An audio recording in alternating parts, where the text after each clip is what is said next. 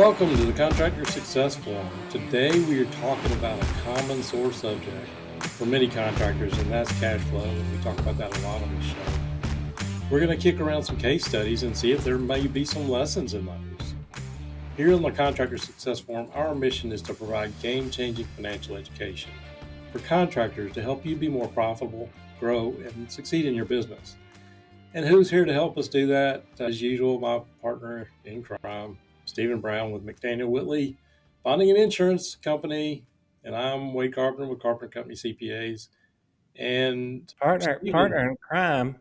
well, Well, I actually had a cash flow case study where one of my contractors' bookkeeper was stealing from them and showing that they weren't getting paid on jobs. That's because she was taking all the checks and had a fake company set up. But anyway, I think this is a great topic, Wade. You were telling me, but you didn't tell me the details of something that happened to one of your contractors. But sometimes when we talk about cash flow, when we talk about that pipeline of cash that keeps your company going, it's kind of like blood. right. Sometimes you need infusion. Sometimes, that blood stops flowing.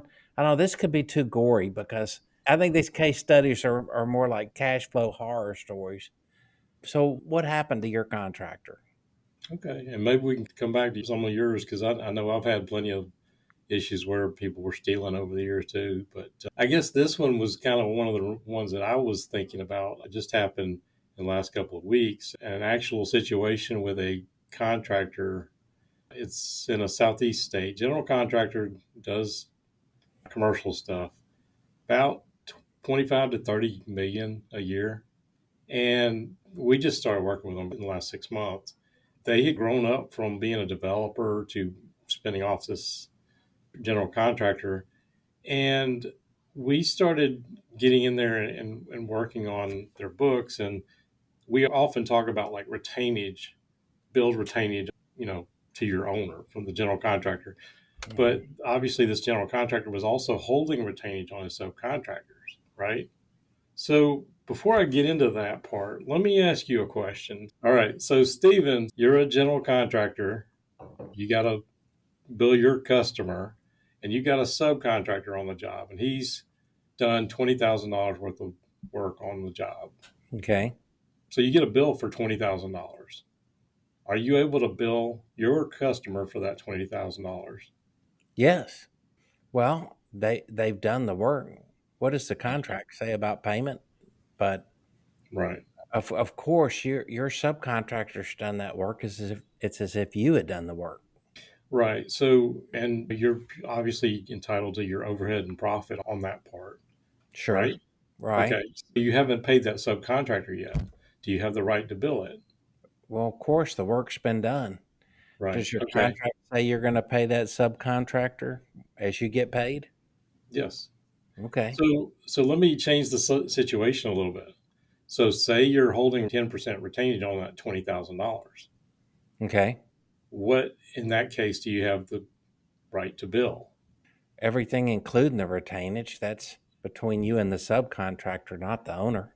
Right. Exactly. So that's what I was hoping you would say. Okay. Because this general contractor that was doing 25 to $30 million was only putting in the current portion of the subcontractor pay, right, in their accounts payable. And the accounting department was billing the stuff, not project managers, and the project managers were clueless on some of this stuff. So $20,000, that's $2,000 of retainage. You're only billing 18. Plus, let's say we've got 20% overhead and profit in there. So if we had 20,000 and we marked it up 20%, that'd be 24,000 of billing. If we only built marking up 18,000, it's like 21,000 and change, which Okay. is just barely covering your subcontractor's total bill, right? Sure. So they had been doing it this way for many, many years. Whoa. So they have a whole lot of work in progress, and they do have long-term contracts. And they were disagreeing that they would have the ability to actually bill this because it wasn't payable to the subcontractor.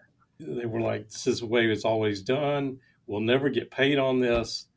And I started looking at it and I did an approximation to the tune of $2.7 million of cash flow that they had the right to bill, but it was sitting there because they didn't treat their. That's terrifying. That's that's 10% of their overall sales right there. Yeah, well, 10% plus overhead and profit. So, you Plus know, overhead profit. yeah. So, And what happens when we haven't billed properly and that affects cash flow that much? You're having to borrow. That's an expense. You're not using that cash flow efficiently, right?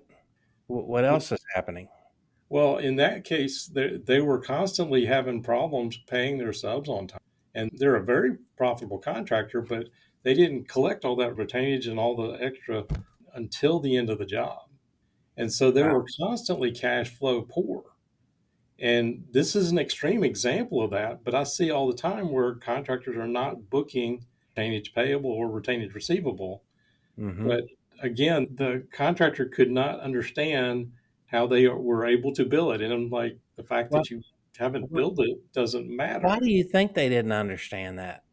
Well, Wade? it's like this is the way we've always done it, and they're never going to pay us because we don't have a current bill for it. So anyway, Well, to me, there's the issue of overbilling when you can, and what that means to your cash flow and your overall profit. We've talked about that in lots of podcasts in the past, but one thing that when we were talking about case studies for cash flow, a private project or a municipal or government project, when there's an owner, an architect, engineer, a contracting officer, those are the people that you get sideways with, they're going to make you miserable. And how do you get sideways with it? Well, for one thing, it's signing the contract and not talking about the terms and conditions you understand and have agreed to. And also just sitting down and explaining to the owner and the owner's reps, this is what it's going to take for us to do our best job for you. This is what we need from you, and right. making sure the contract backs that up. But the whole issue that I see so many times in bonded jobs, that a claim occurs, that the owner is claiming default, it gets that bad. Yeah, It's all about communication, right. communication early, and respect. And in your situation, your contractor not paying your subs on time could be a real nightmare for their ability to continue, especially on some of the best subs. It's like having an employee and saying your paycheck is due on the 15th, and just on the 15th telling your employees, I can't pay you right now. I'm You can't do that. going to be next week sometime, I think. Right. How long would it take for that employee would walk out the door? Probably So that same day. you've probably heard that before. We've always done it that way. Yeah. So what do you tell your customers about what they can bill and what they can't bill? In this case, I never had this extreme of a situation, but as far as that I was aware of, I couldn't believe that they could not get in their head the fact that no, you haven't paid the regular payable. That's your relationship with your subcontractor. And the other part of what you were saying is yes, they were way underbilled on if they did a gap statement. Not only would they be underbilled, they would be significantly underbilled because they haven't picked up the overhead and profit on the retainages, much less the billing on that part. Yeah, that's something I can tell you the bond underwriters never can understand. It's a lot of underbilling. Yeah, You've incurred all these costs and you haven't billed yet. The first thing that pops in their mind is, are you going to have a problem being paid? right, Because, and also, I don't understand, Wade, why a lot of contractors will bill so slowly. Why will they finance a job? Why? Why? It's what you've agreed to do when you sign the contract, right? right, But it's also what you don't do. It doesn't matter what the contract says. You may want to get in with a certain owner, and you may want to. I don't know why some contractors are afraid to bill right, properly. And it may be just not having the system set up. A lot of times when you're turning in a bill, there's a lot of moving parts to that to get paid. right, Never as a general contractor is a sub going to tell you you can't get paid for your profit or your right, retainage on your subs. right.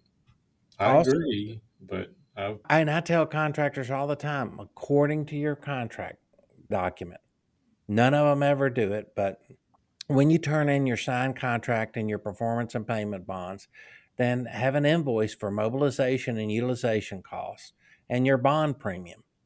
yeah, And of course, you mark up your bond premium with profit like you do any other element of your job cost, right? Some of them don't do that. A lot of times the generals say we want to pay the bond directly. That way you can't mark it up as a project expense, which is that's probably kind of right. a ridiculous way to micromanage a subcontractor. But Right. nevertheless, you can turn in mobilization and utilization costs and Right. your bond premium right off the back. So why wouldn't you? Why wouldn't you I start couldn't understand it. why wouldn't you start off on that kind of basis? Even if they say, "Oh, no, no, no, no, no, you submit that in your first draw after 30 days or something." Say they say that, and you say, "Well, that's not what the contract says." But even if you agree, okay, I'll wait 30 days, but I am due mobilization utilization costs.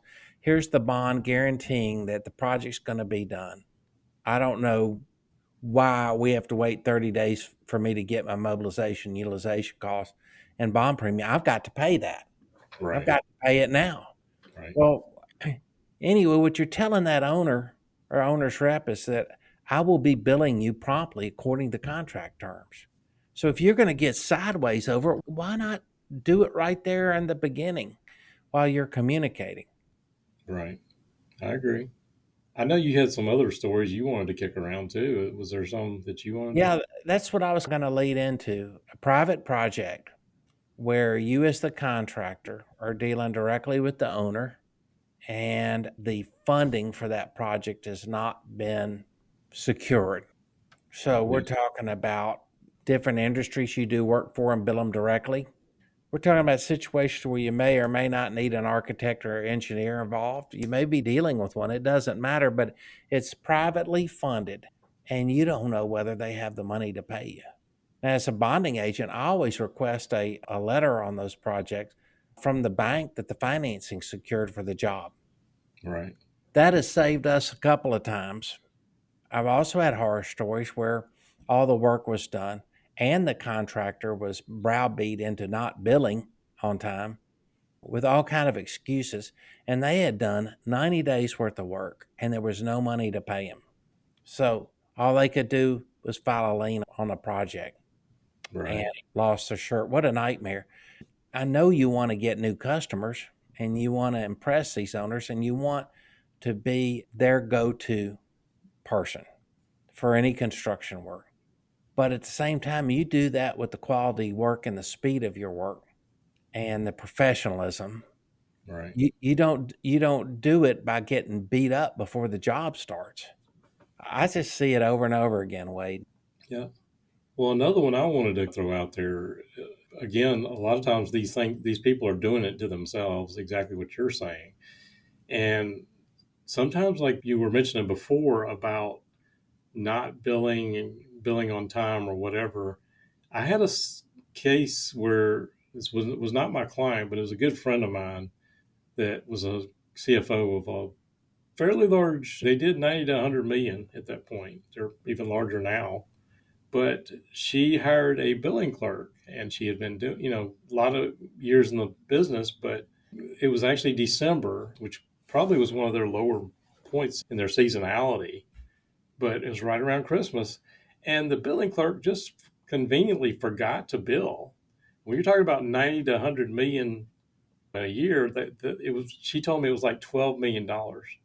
And so this billing clerk was experienced, and your CFO was trying to let them do their job because of their past track record, or I guess, but she just completely forgot to do the bills.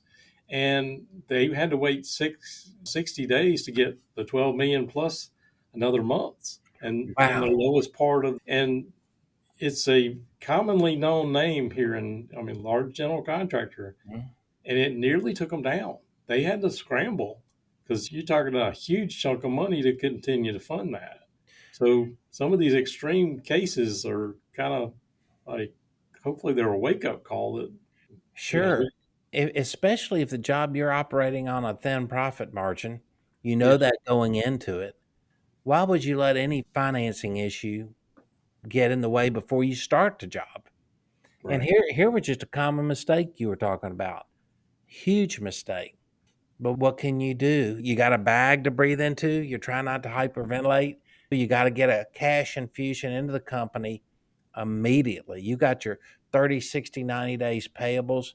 You would go to the bank, of course, and Right. say, we got a huge issue. Okay, well, it'll take us 30 to 90 days to get this paperwork filled out. And so, of course, you're screwed if you don't have a bank relationship there, right? But Well, again, they had to like really stretch the bank relationship, and owner had to pull a bunch of stuff out of her own pocket and beg, borrow, and steal. liquidate stuff, you name it, sell Yeah. equipment on a fire sale. They came through it, but that was a tough. That's one of the biggest I've ever heard.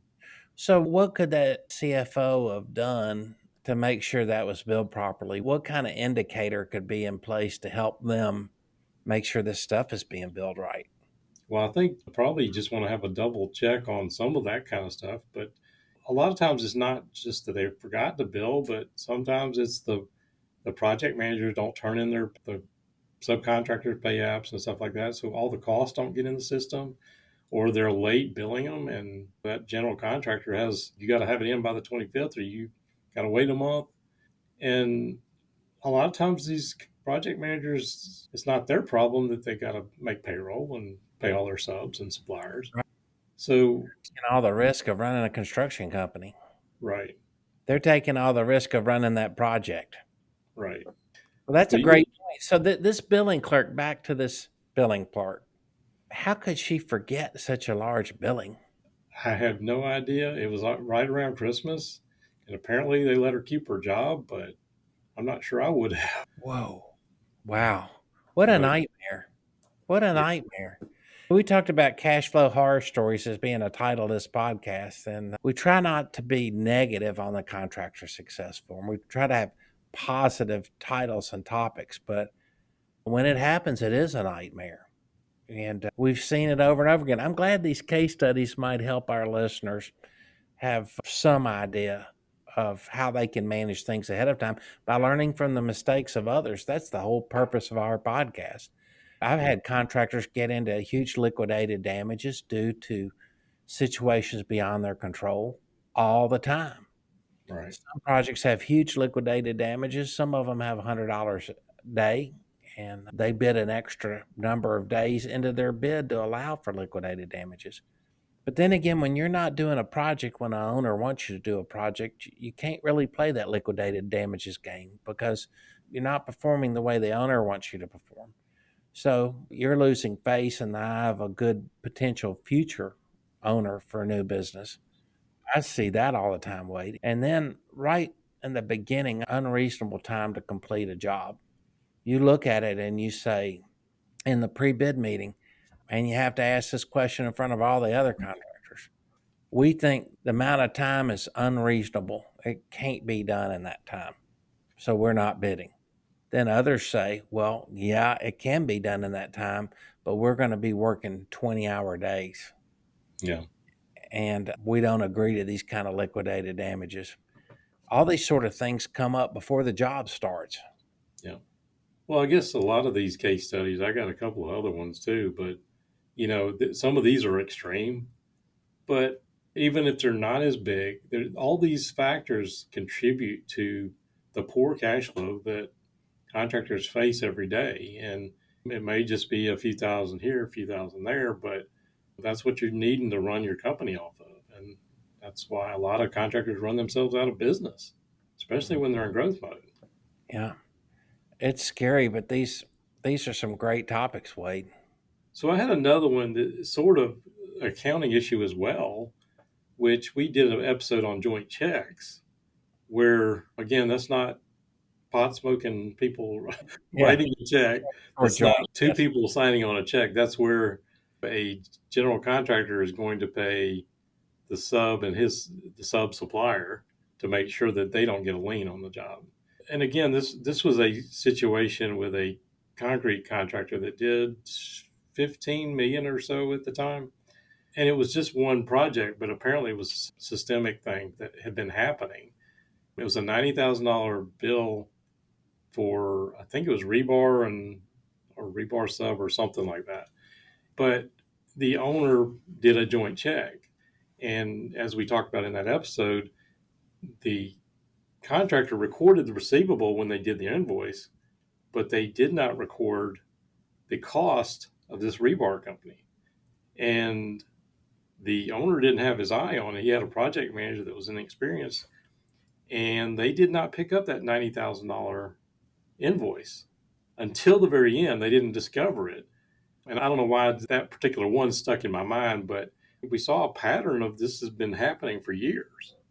And those kind of things, just little things like that, can take down these contractors. And simply having somebody come in with a, hey, what are you actually doing? What are your processes? How can we eliminate some of these things from happening? It's just, it's amazing to me. Yeah. Well, it is to me too. And you and Rob first introduced me into Profit First, the whole idea of managing your whole contract and then for your profit. And a lot of that has to do with the billing and your cash flow. Financing a construction project means you're financing it. And that's fine if that's built into the cost and you know you'll get paid. But other than that, everything you do to spend your own cash that you hadn't planned for because the project's not cash flowing itself hurts your bottom line. It's an added expense you hadn't planned for. It cuts into your profit. It cuts into your ability to take money home and pay your mortgage and pay your groceries and feed your family. That's right. In a most fundamental way, Right. and make payroll and pay your subcontractors, pay your materials, keep that pipeline going. The pipeline analogy for cash flowing, material flowing, everything is all about communication and having systems in place to get things going on the right foot. And again, that all ties into communication and being focused, right? Right. Absolutely. I had one other with similar situation. We had another episode where we talked about the bank feed accounting, and the owner was writing a bunch of manual checks. And so he was relying on that bank feed to pull that in, and they didn't actually do the work. And so when they went to bill the job, that the cost wasn't in there for 3 months. And it was a chunk of money for, it was a multifamily type thing. But I see stuff like that all the time. So I guess my point of all this is, again, take a look at what you're doing.